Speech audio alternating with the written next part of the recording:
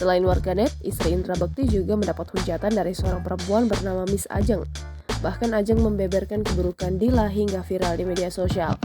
Ocehan Miss Ajeng tentu saja membuat geram keluarga Indra Bekti, salah seorangnya Ricky Komo, adik ipar presenter 45 tahun tersebut. Ricky meminta semua orang untuk lebih fokus pada kesembuhan Bekti. Kepada Miss Ajeng, Ricky Komo meminta yang bersangkutan untuk lebih mengedepankan empati ke Indra Bekti. Ricky Komo khawatir drama seperti itu akan mempengaruhi mental keluarga Indra Bekti bila dibiarkan berkembang. Daripada membuat drama, Ricky Komo mengajak seluruh pihak ikut berdoa untuk kesembuhan Indra Bekti. Sosok Miss. Nah, maksud gue gini loh gitu, kitanya itu sekarang itu kan kita fokus ke kesehatannya Kak Bekti gitu ya. Kan jadi stoplah drama gitu ya kan, lu nggak kasihan buat lihat orang yang lagi sakit kena musibah dan segala macam gitu loh. Kita fokusnya ke kesehatan Kak Bekti.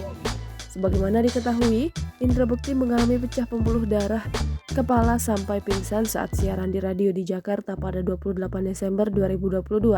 Bekti langsung dilarikan ke rumah sakit dan dilakukan operasi hari itu juga. Setelah menjalani perawatan hampir sepekan, kondisi ayah 3 anak itu kini mulai membaik. Dari keterangan salah seorang sahabat, Indy Barens, Indra Bekti sudah bisa bicara dan bercanda. Jangan lupa subscribe, share, komen, dan like ya!